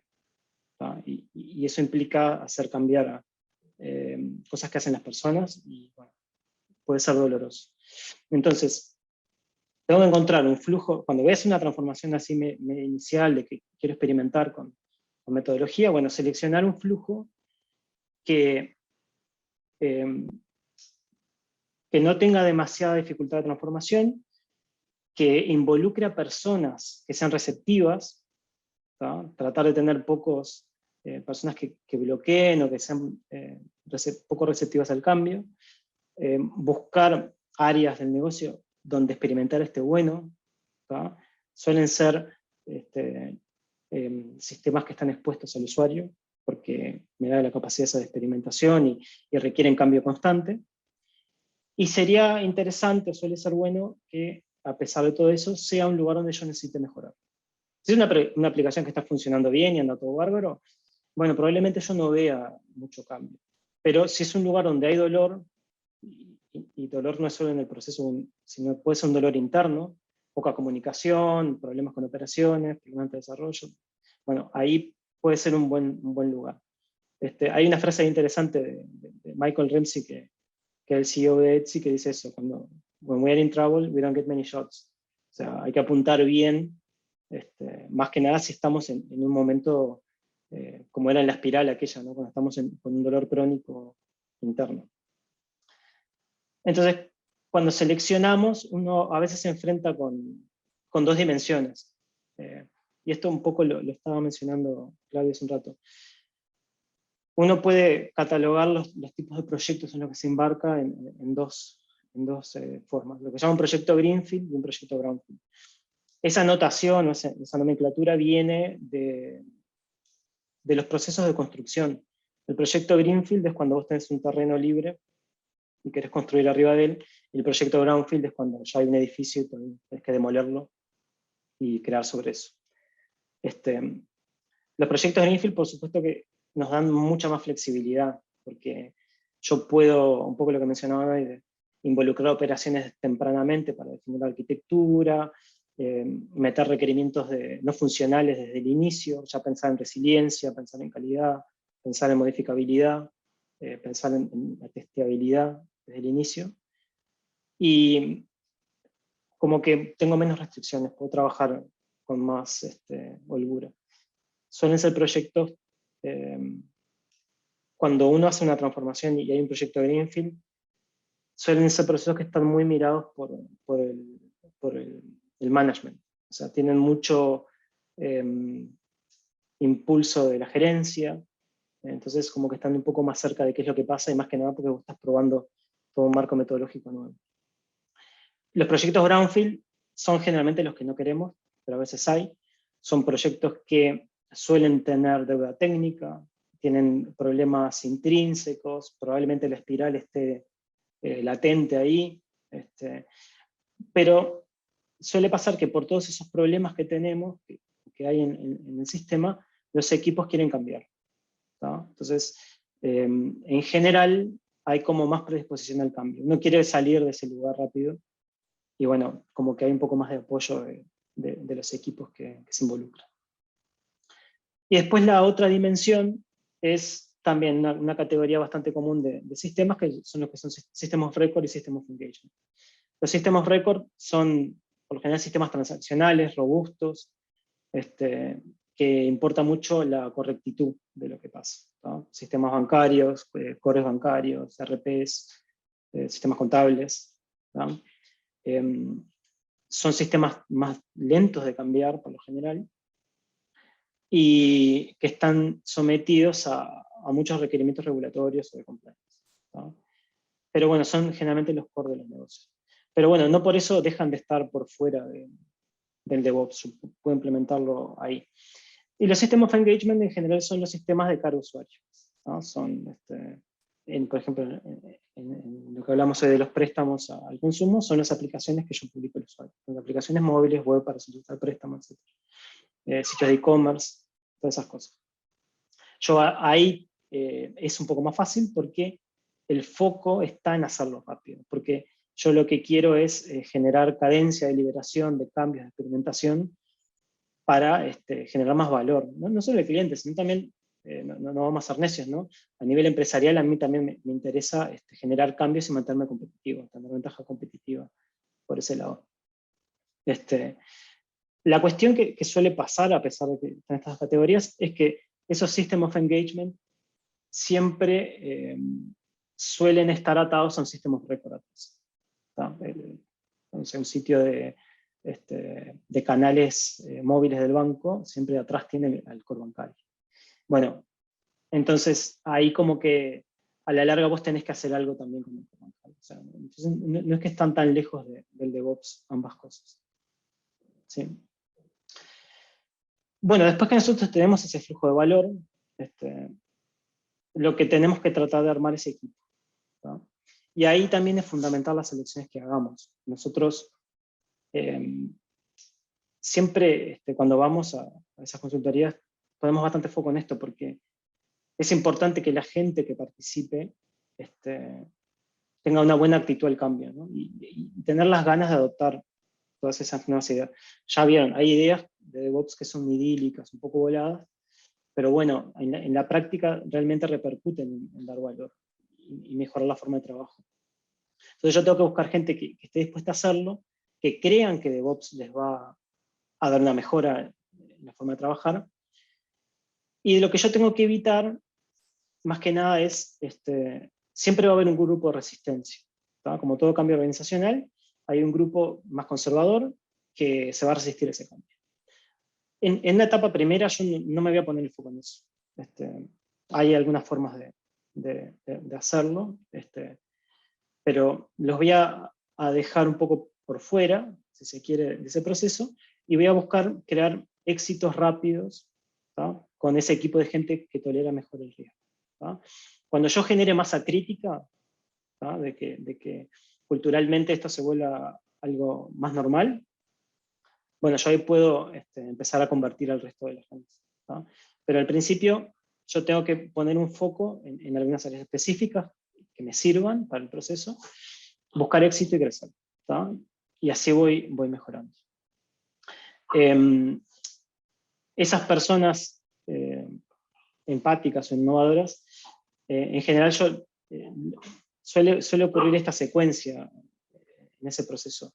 Primero buscar esos innovadores y los early adopters, que son los que están dispuestos a cambiar, y son gente que quiere ayudar. En general hay gente que conoce DevOps, que conoce herramientas, a veces la parte cultural no se conoce demasiado, pero hay gente que le gusta solo la tecnología y dicen, che, vamos a hacer algo con microservicios y contenedores. Y todo el mundo se quiere sumar, todo el mundo quiere probar cosas que están de moda. Hay que encontrar esa gente que tiene las ganas, y estratégicamente yo tendría que elegir gente que sea respetada en la organización, que tenga, que esté bien conceptuada por el resto, y que tenga influencia sobre ellos. Parece todo medio demoníaco, pero es la forma de contagiar, ¿no? Luego que yo tengo esos early adopters, que logro trabajar con ellos, trato de construir masa crítica, ¿no? O lo que llama la mayoría silenciosa. Voy expandiendo a otros equipos de a poco, voy buscando equipos receptivos, ¿no? Que quieran adoptar esas prácticas, los sumo a mis herramientas, los sumo a mis procesos. No importa ahora si son equipos muy influyentes, simplemente voy contagiando. Y después de todo, nada, identifico realmente las resistencias, y bueno, ya en general son detractores, no solo es gente neutra, son personas que tienen influencia y están en contra de la solución o del cambio cultural. Bueno, cuando yo tengo mayoría y algunas victorias, es mucho más fácil contagiarlo. Después, ¿cómo armamos esos equipos? Bueno, lo que suele pasar, esto es bastante común, a mí me parece una forma bastante buena o que funciona de hacerlo, tiene algunas contras, pero lo que suele pasar es que cuando vos haces o querés empezar esa transformación de DevOps, vos no podés sacar gente y decirle, bueno, yo que soy un desarrollador, ya tiene sus tareas diarias, ¿no? Y vos decís, bueno, le voy a sacar un 30% de su tiempo para trabajar en otro proyecto y bajo una metodología de DevOps. Bueno, eso no suele funcionar. Es como un problema multitasking, ¿no? Yo lo saco de la operativa diaria y lo quiero poner en una transformación de este estilo. Bueno, eso no va a funcionar mucho. Por otro lado, en ambientes altamente regulados hay problemas burocráticos, y eso pasa siempre. Por ejemplo, nosotros hemos ido a trabajar en bancos, en empresas financieras, y vos tenés una cantidad de mecanismos de seguridad y burocráticos que están ahí porque es necesario para darle resiliencia a las operaciones, pero claro, cuando vos estás queriendo cambiar mucha cosa, eso es un stopper. Entonces,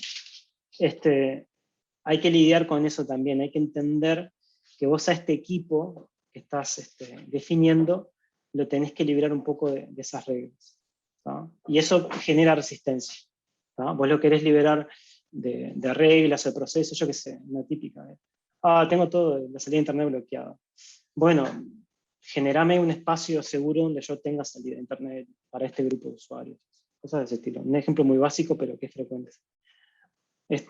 Uno de lo que se puede hacer, que es lo que intento mostrar en este caso, es se genera un equipo de avanzada, un equipo estratégico que está solo para eso, para un proyecto. Ya nosotros identificamos el value stream, sabemos lo que queremos hacer, entendemos lo que queremos mejorar. Bueno, vamos a definir un equipo, pero que va a estar dedicado a este proyecto, ¿tá? A esas tareas de transformación. Son personas, ahí dice generalistas, tienen habilidades de varios dominios, eso es lo ideal, pero si no podemos, también deberíamos integrar a gente de todos lados. Tiene que haber alguien del equipo de desarrollo, alguien del equipo de QA, alguien de operaciones, también hay. Eso también tiene que ver también con las topologías, pero idealmente tengo un equipo casi que autosuficiente, ¿tá? Y lo otro que se suele pasar, y es difícil, es que físicamente hay una separación. Ese equipo está separado del resto. O sea, hay un departamento, una oficina específica para el equipo avanzado. Y tienen que estar ellos juntos. Eso genera cierto rechazo, o puede generar rechazo, más que nada en el lado de los detractores, ¿no? Porque nada, todos los ven como el equipo que está de moda, que están haciendo lo lindo, y si a mí me tienen acá haciendo otra cosa. Puede pasar, pero bueno, es como un pequeño sacrificio para después, para ver después las ganancias más adelante. En cuanto a la integración de operaciones y desarrollo, que suele ser el punto más complejo, hay un par de modelos que son interesantes, que hablan de cómo integrar el trabajo de operaciones en el trabajo diario de DevOps. Y acá ya hablamos un poco de mezclar esos equipos, ¿no? A veces yo no puedo generar un equipo de desarrollo con uno de operaciones trabajando todo el día. En general porque yo tengo muchos proyectos y menos operadores que desarrolladores o que proyectos. Entonces es muy difícil generar que una persona esté 100% dedicada a un proyecto de desarrollo. Entonces ahí hay como dos cosas que se suelen ver. Una cosa que se llama el Business Relationship Manager, que en realidad siempre son enlaces con el equipo de operaciones, ¿tá? Acá yo tengo una persona de operaciones que trabaja con el equipo de desarrollo, comparte mucho tiempo con ellos, y es importante que entienda primero por qué estoy haciendo eso, por qué estamos haciendo esos cambios en el sistema, cuál es el driver, y entender cuál va a ser el camino que va a recorrer el producto. Que eso puede sonar una cosa obvia, pero en operaciones no siempre pasa. En general el operador le llega, mira, hicieron esta aplicación nueva, tenés que desplegarla, precisás tener 3 ambientes, uno expuesto a internet, el otro no sé qué, una VPN, etc. Acá lo que estamos hablando es de involucrar en el diseño, y ya desde que la idea está incipiente, al equipo de operaciones, o a una persona, ¿no? Esa persona es también el impulsor en operaciones, ¿tá? Es el que va y es el amigo de los operadores, bueno, ayuda, también interviene, define claramente los requerimientos, los ayuda a trabajar en eso, ¿tá? Y hace la priorización también, ¿tá? Cuando una cosa es importante, cuando otra cosa no, cuando esto lo necesito, para cuándo, etc. Y después el ingeniero de release en general, y eso también está medio de moda en los nombres de los recruiters, es una persona que es de operaciones, que está familiarizado con la parte de desarrollo y la parte de QA, y bueno, trabaja junto con ellos y ayuda a que los equipos consigan lo que necesitan de operaciones. O sea, tiene conocimiento de los dos lados, pero se integra fuertemente al equipo de desarrollo y QA, ¿tá? Sí tiene que ejecutar tareas también. El otro rol era como un poco más de enlace, mucho más diplomático. El ingeniero de release tiene sus tareas propias dentro del equipo de desarrollo. Hay muchos modelos más. En la bibliografía les dejo ahí un libro que está bueno y que habla de eso. Pero nada, hay formas de hacerlo funcionar. Nosotros en general, siempre es muy difícil la idea esa de que tenés el equipo de desarrollo y está el operador ahí contigo. Eso no suele pasar. ¿Tá? La realidad es que vas a un enfoque más parecido a este de enlace, ¿tá? Más que nada el primero.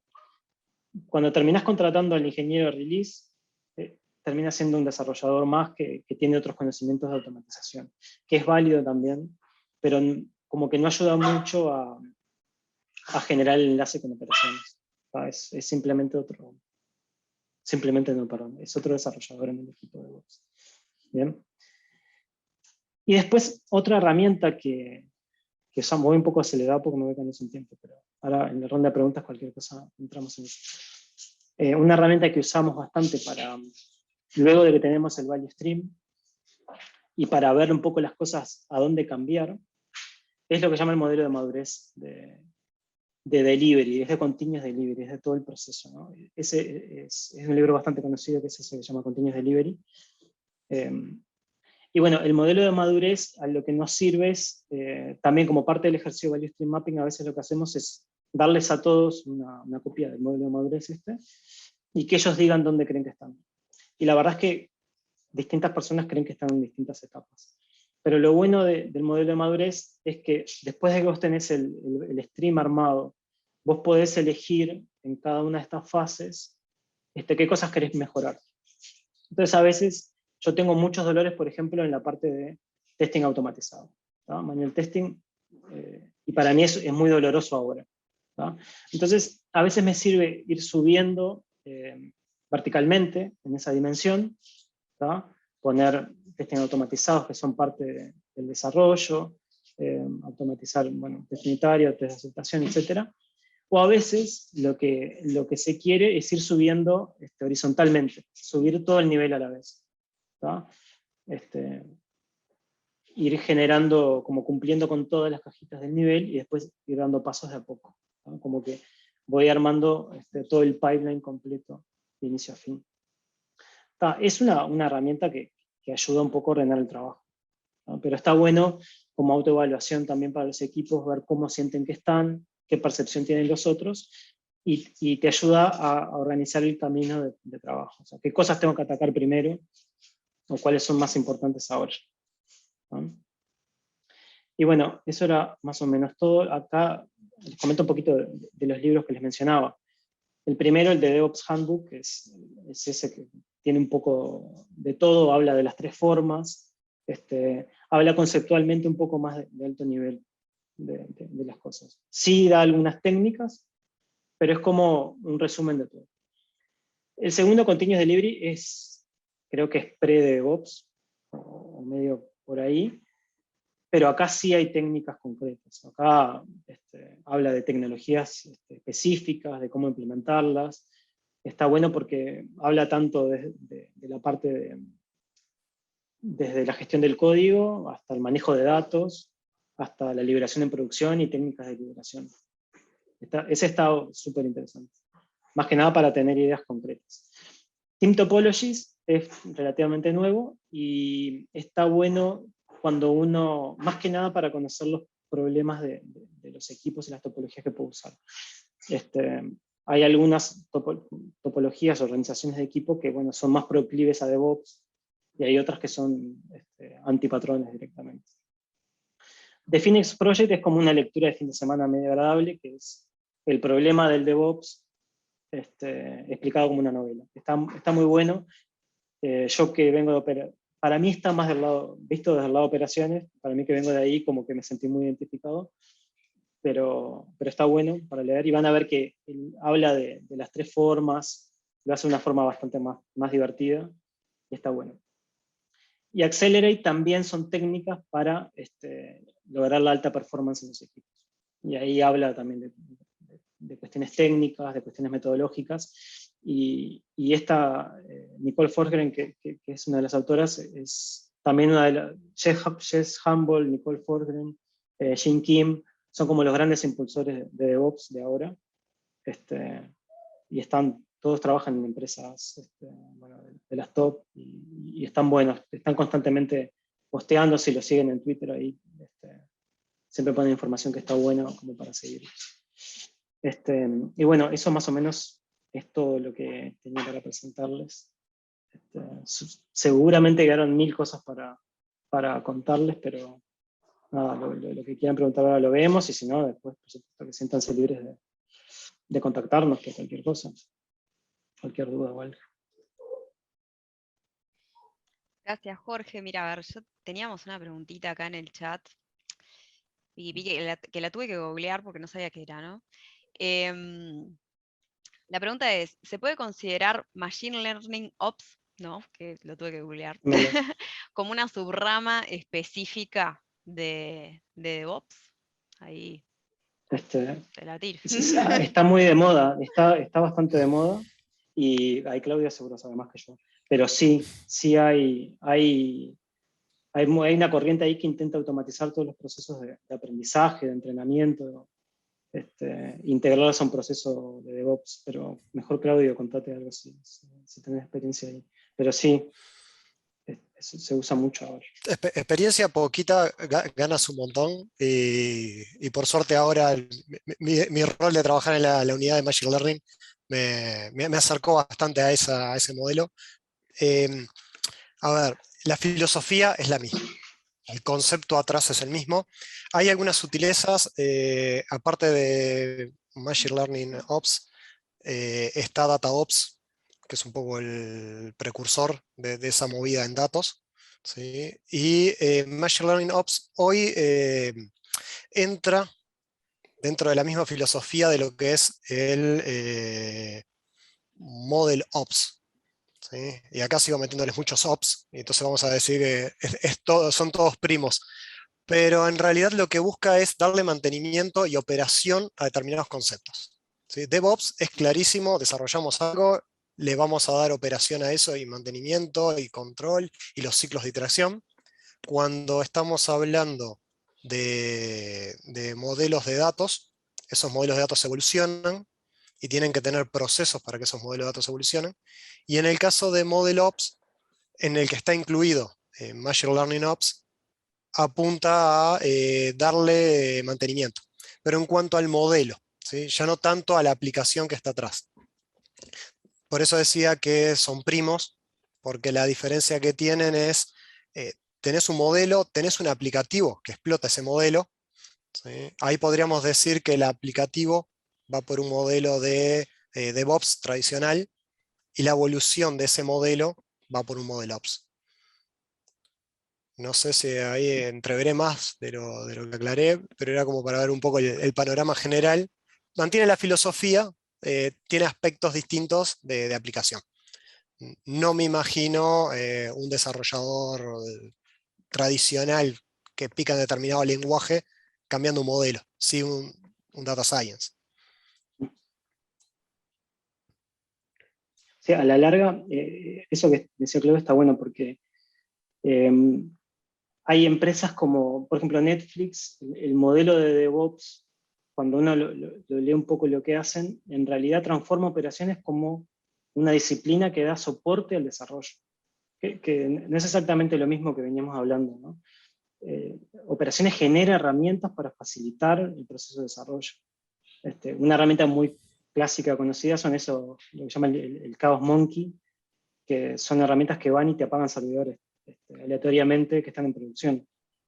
Pero también te dan herramientas, es una locura, pero también te dan herramientas para que el desarrollador pueda probar que eso funciona, que le das feedback, una cantidad de cosas. Entonces, desarrollo no es solo el que manda producción y que opera la plataforma por debajo, sino que yo te construyo herramientas para que tu proceso de desarrollo sea mejor. Y MLOps y DataOps y los asterisco Ops que están de moda son eso también, es darte facilidades para que vos en tu proceso de ML, en tu proceso de gestión de datos, etcétera, lo hagas más fácil. Y creo que por ahí viene un poco la mano de eso. Sí, permiso. Venga. También tiene mucho que ver con la pata de observability o de telemetría, que también es otro término que se usa, que tiene DevOps para generar el feedback y que empieza a convertirse en un problema más que de manejo de datos y de hacer que ese montón de datos que estamos recogiendo a través de la telemetría tengan algún tipo de tratamiento automatizado.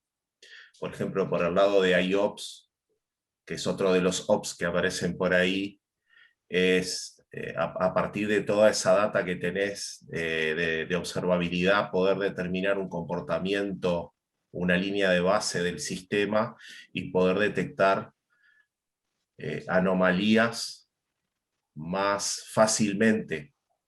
Para los que estamos en operaciones es muy común en el monitoreo tradicional, por ejemplo, poner threshold o poner límites de uso de recursos que disparan alertas que terminan siendo muchas veces irrelevantes, porque en realidad es un pico que pasó por un determinado proceso que no afecta mayormente el funcionamiento del sistema. Terminamos digamos, dejando de darle bolilla a esas alertas hasta que un día en realidad salta una alerta que indica sí un problema grave y que termina, digamos, ignorada porque estamos podridos de recibir correos de notificaciones de alerta, le pusimos un filtro, y bueno, hay algunas de estas disciplinas también de Machine Learning, de AI asociados a la parte operativa, apuntan a eso, a hacer sentido de todo ese montón de información que tenemos y en vez de trabajar en base a esos límites o a esos thresholds, trabajar en anomalías a un funcionamiento base normal, típico del sistema, y hacerle caso a lo que hay que hacerle caso. Enrique, gracias por eso. Continuando con ese pensamiento, viene en sentido, o sea, y ampliándolo, ¿no? Viene en el mismo sentido que DevOps. Decíamos, ¿por qué surgió? Y bueno, porque desarrollo tenía que hacer cambios y entregarlos rápido, y ahora desplegamos rápido y mantenemos rápido. El siguiente paso es ese, ¿no? Cómo monitorear, cómo anticiparnos al problema, y ahí es donde viene la inteligencia artificial a darnos una ayuda. De hecho, empresas como Dynatrace, ellos te dicen, el éxito nuestro fue meter inteligencia artificial en el monitoreo y detección de problemas. ¿Por qué? Porque no podemos pretender que a ese volumen de información y a esa velocidad de cambio, ¿sí?, una persona haga esto manualmente. O sea, realmente creo que lo ato con lo primero que decías hoy, nos dijeron que con esto íbamos a salir la gente de operaciones, y creo que hoy, me animo a decirlo yo, tienen más trabajo que antes, ¿no? O sea, es como que cada vez esto no nos da más problemas. Lo mismo pasaba con los IDE y la programación de quinta generación, que iba a hacer desaparecer a los desarrolladores. Y bueno, son herramientas que lo único que hacen es acompasar la velocidad de avance de las herramientas que estamos desarrollando, ¿no? O sea, el mundo lo estamos llevando a un límite donde ya hacer las cosas manuales, y hoy estaban hablando precisamente de los antipatrones en testing y demás, o sea, hacer las cosas manuales, la gran mayoría de las veces no se puede. Ya no es no queremos, es no se puede. Pongamos foco donde las personas son buenas, que es construyendo los casos extraños, las situaciones esas que no son automatizables, y dejemos que las máquinas automaticen los procesos en los que realmente son buenas, ¿no? Que es generar esto, y ahora que tenemos inteligencia artificial, incluso poder predecir algún comportamiento. Sí, de hecho, también lo que nos está pasando es que ahora el negocio y desarrollo nos están pidiendo métricas y quieren saber cómo se comporta el sistema, cuando hasta hace unos años monitoreo era una cuestión típicamente de operativa, y al único que le interesaba saber cómo estaba el uso de recursos, si había algún problema, y eso era al equipo nuestro de operaciones. Y ahora, por ejemplo, nosotros estamos desplegando dashboard de monitoreo para ver cuántos pedidos hay, que por ahí en una aplicación web, en una API, qué API se usan más, qué API se usan menos, cuántas conexiones hay, cuándo, para darle un poco también de sentido al negocio, y mejorar, poner foco en lo que hay que poner foco en las aplicaciones. Sí, yo justo, Enrique, te iba a comentar eso, ¿no? Que hay como, iba a comentar eso, que surge una necesidad de todas estas mediciones, llevarlas al negocio para modificar las soluciones, pero inclusive modificar los propios procesos que tiene el negocio en realidad. De todas esas métricas hay una cantidad de información que nutre a la operación, al desarrollo, al negocio en sí, los procesos que tiene definidos, o sea que empieza a visualizarse como con una visión mucho más integral toda la información que se genera en todos los ámbitos. Así como antes un desarrollador veía el log nomás cuando estaba desarrollando, para ver en qué fallaba y darse una pista, y hoy por hoy lo primero que te pide el equipo de desarrollo es si tenés un Kibana para poder tirar cosas y concentrar un montón de información ahí adentro, ¿no? Y ya estás pensando en cuando esté desplegado. Entonces, ese cambio de mentalidad creo que es el que tenemos que fomentar para que esto se dé, ¿no? Capaz que queremos ir a otro modelo, pero si queremos ir a un modelo donde podemos desarrollar rápido, ya estamos pensando, y ahí tenemos etapas, ¿no? O sea, antes pensábamos en desarrollar, cumplía funcionalmente, después pensamos en hacer algo que fuera testeable, ahora estamos pensando con DevOps algo que sea desplegable y mantenible.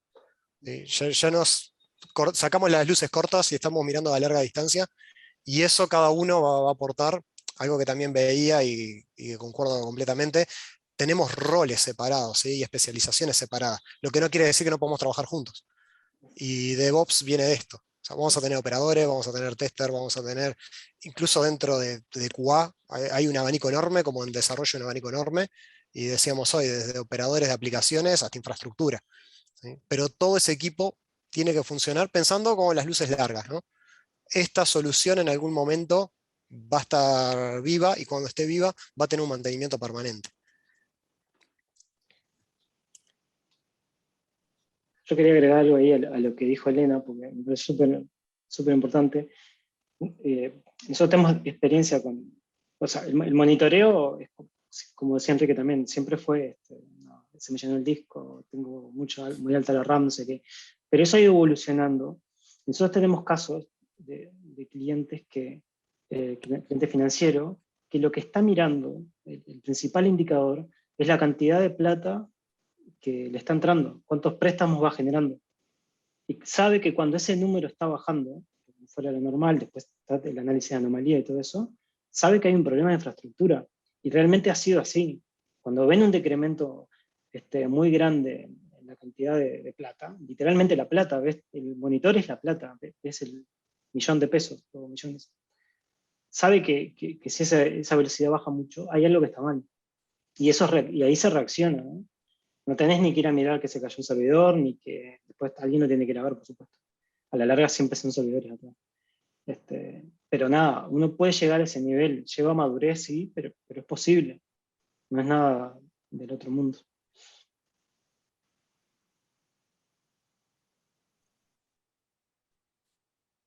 No sé si se ve otra cosa, pero me gustó mucho el comentario que hizo ahí Alexis, que no sé si sigue, pero no sé si lo ven, que dice que hay que sacarle un poco el misticismo y bajar más a tierra. No conozco a nadie que después va a levantar un ambiente con containers y quiera volver atrás. Y es cierto. Yo estoy de acuerdo que la charla fue media mística por momentos, pero no hay que olvidarse que es por la definición que vimos también. Personas, procesos y herramientas. Las herramientas seguro que te van a hacer avanzar un trecho largo, seguro que si pones contenedores tenés millones de beneficios, y los que están en operaciones seguro que lo saben, tener un ambiente reducido, súper portable, etc. Pero acá de lo que estamos tratando es también de un cambio organizacional, y eso tiene su misticismo, tiene otros problemas que no son solo tecnológicos, problemas de procesos y personas. Entonces, es cierto, menos práctica, más teoría, seguro. Hay que hacerlo. A veces uno como que teoriza demasiado, muchas comisiones, comité para acá, comité para allá, y a veces hay que empezar con algo concreto, un flujo fácil, wins rápidos, y animarse también. Sí, ahí te agrego, Jorge, lo que me toca como coach ágil, de haber visto que muchas veces te dicen, estoy haciendo DevOps. ¿Por qué? Porque tengo el checklist completo. Tengo una persona que se encarga de los automatismos, se hablan entre la gente de operaciones y desarrollo, y tengo ahí un par de prácticas y uso Jenkins. Y vos decís, está, y cuando tenés que hacer un cambio, eso, ¿cómo lo llevas? ¿Quién controla el release?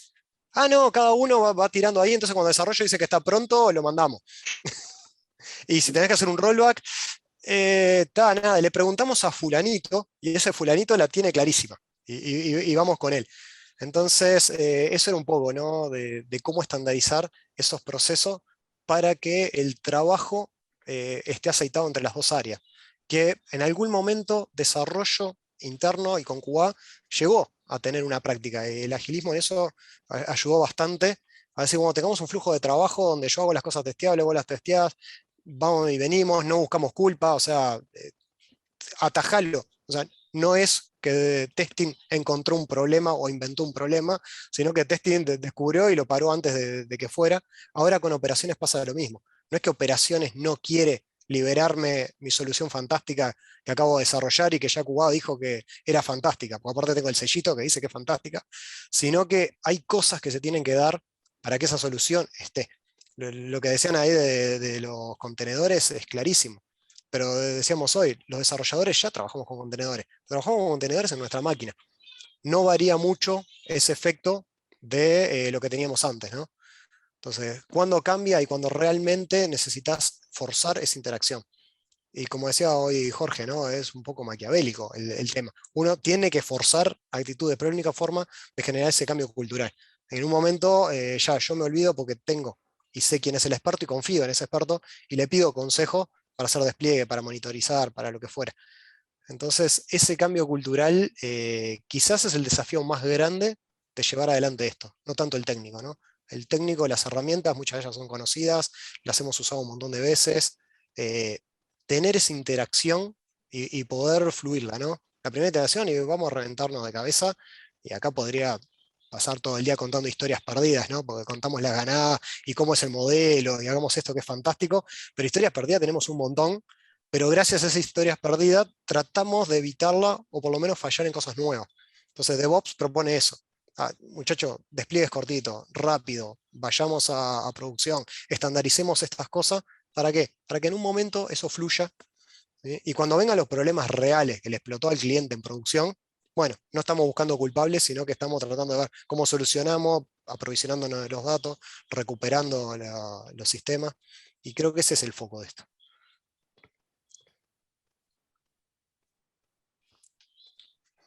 Bueno, no, yo algo que quería comentar, en realidad que sin querer estas cosas nos traen, creo que como comentaba Claudio, ¿no? Que ese gap un poco la agilidad logró mejorarlo en relación a desarrollo y testing, y ahora es como el otro equipo, ¿no? Desarrollo, testing con operaciones, y creo que es un tema de colaboración y de responsabilidad, ¿no? También sobre lo que se está haciendo, ¿no? No que, bueno, yo hago lo que tengo que hacer y me desentiendo del resto de mi equipo, que es el que completa, digamos, la solución, ¿no? Antes de desarrollo, bueno, se lo mando a testing y testing verá qué hace. Y bueno, y ahí llegaban las cosas a testing todas rotas y de ahí volvía para atrás y los conflictos, ¿no? Entre un equipo y otro. Lo mismo con operaciones, que es un poco eso, ¿no? Es la colaboración y al hacerme responsable en relación a todo lo que es el pipeline, ¿no? De desarrollo. Bueno, a ver, Martín, tenías una pregunta, cela, dale, aprovechá. No, yo ponía ese tiempo porque estuvo buenísimo y también esto va para segunda parte, ¿no? Sí. Capaz que, pero si quieren les tiro la idea, y con una introducción muy breve. Nosotros los que enseñamos a veces generamos una burbuja, una abstracción, ¿no? Y eso también es muy común en los equipos de desarrollo, que trabajamos en ese mundo lógico donde todo funciona y todas las dependencias están controladas. Soy muy del enfoque que veo que hay un hinchada sysadmin acá, porque ese es un mundo de la realidad, ¿no? De que las cosas, el software ejecuta en un contexto. Y ese contexto es parte de la calidad. O sea, que mi programa compile y que mi programa sea testeado en un ambiente es una parte mínima, digamos, de la cosa. Claro, con los ambientes académicos, educativos, generamos un poco ese ambiente acotado. ¿Cómo lo enseñamos? Esa es mi pregunta. ¿Cómo les exponemos a los estudiantes o a los profesionales que están como en formación a ambientes progresivamente donde haya más desafíos y aprendan estas prácticas? Yo voy a agregar algo a lo que dice Martín, que es, hoy en día los estudiantes ingresan muy pronto, ¿no? A la industria, donde a veces incluso no nos da mucho tiempo, ¿no?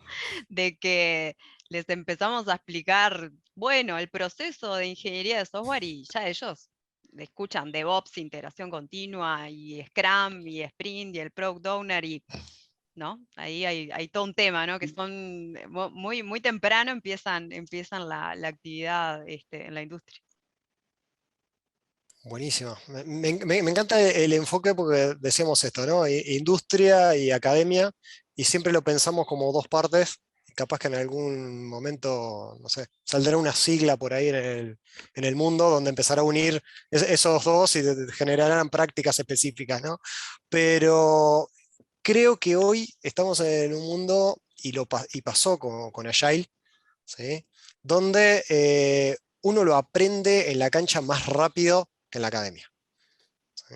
¿Por qué? Porque el concepto de Agile básico que solventa estas cosas es fallemos rápido, ¿sí? Y fallemos seguro. Entonces, mientras yo voy y hago una carrera y empiezo a conectar un montón de conocimiento, y eso tiene una columna vertebral fuerte para que yo a eso le ponga una teoría fuerte, ¿sí? En el medio ya me empapé de un montón de práctica, ¿sí? Entonces nos pasa, y eso sabemos que nos pasa, que arrancás la facultad y algunos arrancan a programar ahí, ¿sí? Ese entra con no sé si con una diferencia muy grande al comienzo, pero rápidamente con el que está trabajando en la industria se hace un gap, ¿sí? ¿Por qué? Porque una cosa es, lo aprendo de la práctica y voy incorporando la teoría, y otra es, me formo, tengo toda la teoría y después veo cómo lo practico. Entonces, creo que jugando en esas dos cosas, ni ir a un punto ni ir al otro, porque si no tengo eso, ¿no? Empiezo a tirar cosas y no las uno con nada, y no tengo ningún sostén de nada. Y esto pasó mucho tiempo con Agile, ¿no? Me encanta porque en los últimos años recién empezamos a ver estudios neurocientíficos que explican el por qué algunas prácticas de Agile funcionan, y hace 20 años que la venimos usando porque funcionan. No sabíamos si tenía mucho de fondo, pero la industria, antes de ponerse a analizar si funciona o no funciona, las usa. ¿Sí? Y ahí cuando pasamos de lo tecnológico a lo científico, tenemos también un gap, ¿no? Por lo general es, vamos a ver en qué se basa esto, en qué se solventa esto, antes de usarlo. Y ahí a veces tenemos que aflojar un poco más. Somos tecnológicos, esa es la ventaja, con base científica, pero somos tecnológicos. Entonces, la tecnología históricamente la marca un poco la industria, ¿no? Probemos, vayamos probando, probamos Agile, probamos DevOps. ¿Y cómo probás DevOps? Y pones un equipo a trabajar. Y ahí encontrás gente que me ha pasado de decir, llegás a la industria y los más pesados en infraestructura son quizás los que tienen una formación más autodidacta. ¿Por qué? Porque a lo mejor está faltando en la academia esa pata, ¿sí? El decir, seamos fuertes en lo que es infraestructura, fuertes en lo que es en operaciones. Entonces, claro, si del otro lado solo generamos desarrolladores o project manager o lo que fuera, nos va a faltar parte del grupo. Entonces, no van a ser naturalmente, ¿sí? de esos equipos de la práctica académica esa interrelación. Entonces, quizás la estamos forzando la separación en lugar de unirla. ¿Cómo complementamos? Nada, creo que ahí si logramos saber eso es fantástico, pero me parece que tenemos una ventaja muy fuerte en decir, bueno, nos está faltando esto, nos está faltando esto. Juguemos, hagamos roleplay, ¿no? Porque aparte lo hacemos normalmente en los proyectos. ¿Sí? Empecemos más temprano a jugar a esto.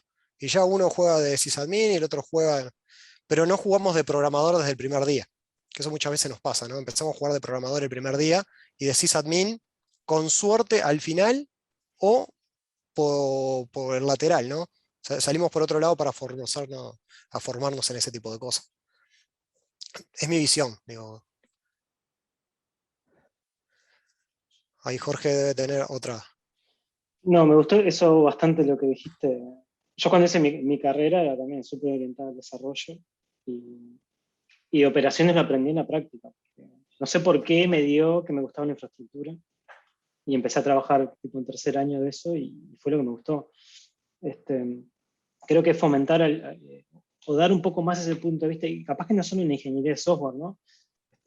Un curso de sistema operativo que esté un poco también orientado a la administración del sistema operativo, de middleware, alguna otra cosa, podría ayudar.